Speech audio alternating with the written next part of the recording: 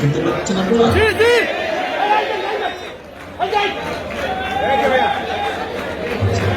বিসমিল্লাহির রহমানির রহিম। 90-এর স্বৈরাচার বিরোধী আন্দোলনের অন্যতম শহীদ নাজিরউদ্দিন জিহাদের ৩২তম শাহাদাত বার্ষিকী উপলক্ষে আয়োজিত আজকের আলোচনা সভার সম্মানিত সভাপতি, 90-এর স্বৈরাচার বিরোধী আন্দোলনে সম্মুখ সারির তৎকালীন ছাত্র নেতৃবৃন্দ, আজকের আলোচকবৃন্দ এবং যারা এই সভায় উপস্থিত রয়েছে দেশে বা বিদেশে অনলাইনের মাধ্যমে উপস্থিতবৃন্দ, আসসালামু আলাইকুম। স্বৈরাচারের পতন ঘটিয়ে একটি নিরাপদ ও গণতান্ত্রিক বাংলাদেশের আকাঙ্ক্ষায় আত্মত্যাগ করেছিলেন ছাত্রদল নেতা শহীদ নাজিরউদ্দিন জিহাদ। মৃত্যুর আগে দীপ্ত উচ্চারণ ছিল তার, আমি এসেছিলাম স্বৈরাচার সরকার উৎখাতের জন্য, আমি মৃত্যুর পথযাত্রী। আমি তার পতন দেখে যেতে পারলাম না। আমার মৃত্যু তখনই সার্থক হবে যখন আন্দোলনের মাধ্যমে স্বৈরাচারের পতন হবে।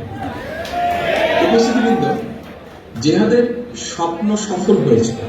জাতীয় নেতৃত্বের ঐক্যবদ্ধ প্রয়াস আর ছাত্র যুব সমাজের সাহসী প্রতিরোধে তৎকালীন স্বৈরাচারের পতন হয়েছিল।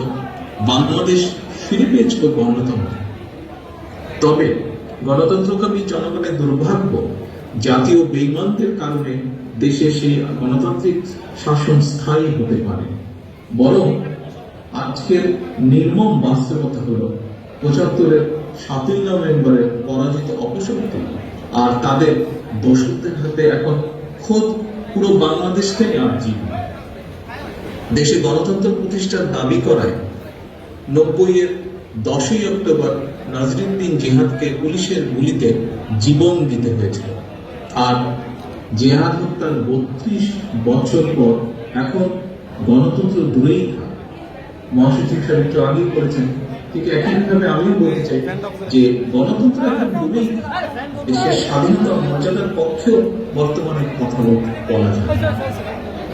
দেশের মর্যাদার পক্ষে কথা বলার কারণে এখানে ছাত্রনেতারা আজকে উপস্থিত আছেন, বহু ছাত্র আজকে উপস্থিত আছে। সকলেরই মনে আছে আগের ঘটনা, ২ বছর আগের ঘটনা, যে বুয়েটের শিক্ষার্থী আবরার ফাহাদকে এই নিশিরাতে অবৈধ সরকারের ছাত্র সংগঠনের কর্মীরা পিটিয়ে হত্যা করেছিল শুধুমাত্র দেশের পক্ষে কথা বলার কারণে। আবরারকে যারা পিটিয়ে হত্যা করেছিল তারা কিন্তু কেউ বিদেশি কেউ ছিল না, কোনো ভিনদেশি ছিল না। এরা বাংলাদেশের আলো বাতাসে বেড়ে উঠেছিল। এরা লোকি বৈঠাধারী ৯০ রাজাকার। এই ৯০ রাজাকাররাই অন্য দেশের স্বদেশী আবরারকে হত্যা করেছিল দেশের মর্যাদার পক্ষে কথা বলার কারণে। সুতরাং নির্মম বাস্তবতা হলো সাম্য, মানবিক বিচার।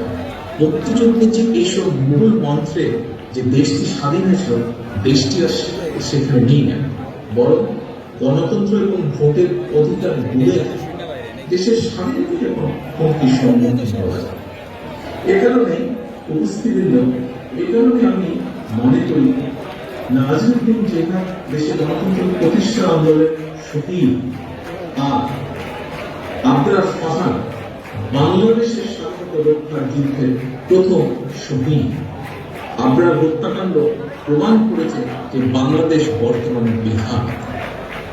দেশে গণতন্ত্র হত্যাকারী, ভোটের অধিকার হরণকারী, সীমান্তে ফেলানি হত্যাকারী, বুয়েটে আবরার হত্যাকারী, সাবেক এমপি ইলিয়াস আলী কিংবা চৌধুরী আলম এর গুম খুন অপহরণকারী, এই প্রতিটি খুন অপহরণের পিছিয়ে একটাই উদ্দেশ্য, তা হল বাংলাদেশকে একটি তাবেদার রাষ্ট্র বানিয়ে রাখা। তবে বাংলাদেশের গণতন্ত্রের পক্ষের শক্তি, বাংলাদেশের জাতীয়তাবাদী শক্তি বারবার প্রতিবার এই সকল ষড়যন্ত্রকে রুখে দিয়েছে। 1975 সালের 7ই নভেম্বর সেনাবাহিনী এবং জনগণকে সঙ্গে নিয়ে বাংলাদেশকে তাবেদার রাষ্ট্র বানানোর ষড়যন্ত্র মুখে দিয়েছিলেন বাংলাদেশের স্বাধীনতার ঘোষক শহীদ রাষ্ট্রপতি জিয়াউর রহমান। 75 সালের 7ই নভেম্বরের সেই পরাজিত অপশক্তির ষড়যন্ত্রে কিন্তু স্বাধীনতার ঘোষককে পরবর্তীতে প্রাণ দিতে হয়েছে। বাংলাদেশের জাতীয়তাবাদী শক্তির ঐক্যের প্রতীক স্বৈরাচার বিরোধী আন্দোলনের আপোষের নেত্রী mother of democracy Begum Khaleda Zia আজ যে প্রতিহিংসার বেড়াজালে বন্দী, এটিও দেশপ্রেমিক জাতীয়তাবাদী শক্তির বিরুদ্ধে ধারাবাহিক ষড়যন্ত্র বা চক্রান্তের একটি অংশ। কারণ বাংলাদেশের শহীদ জিয়া মানেই মুক্তিযুদ্ধের বাংলাদেশ, শহীদ জিয়া মানেই নৈরাজ্য মুক্ত একটি বাংলাদেশ, খালেদা জিয়া মানেই গণতান্ত্রিক, খালেদা জিয়া মানেই দুর্নীতিমুক্ত মানবিক বাংলাদেশ। এখানে এই আজকের অপশক্তি হয়। সেজন্য নিজেদের কলঙ্কিত অতীত বর্তমান ধামাচাপা দিতেই স্বাধীনতার ঘোষকের বিরুদ্ধে, দেশনেত্রীর বিরুদ্ধে, বিএনপির বিরুদ্ধে প্রতিনিয়ত চলছে মিথ্যাচার, অপপ্রচার।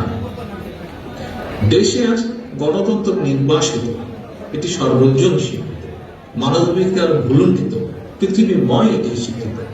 হত্যা, গুম, খুন, অপহরণ, দুর্নীতি, লুটপাট, টাকা পাচার, প্রতিহিংসা, মিথ্যাচার, অপপ্রচার, এই সব কিছুই যেন আজ সমাজ ও রাষ্ট্রের স্বাভাবিক বৈশিষ্ট্যে পরিণত করে ফেলা হয়েছে।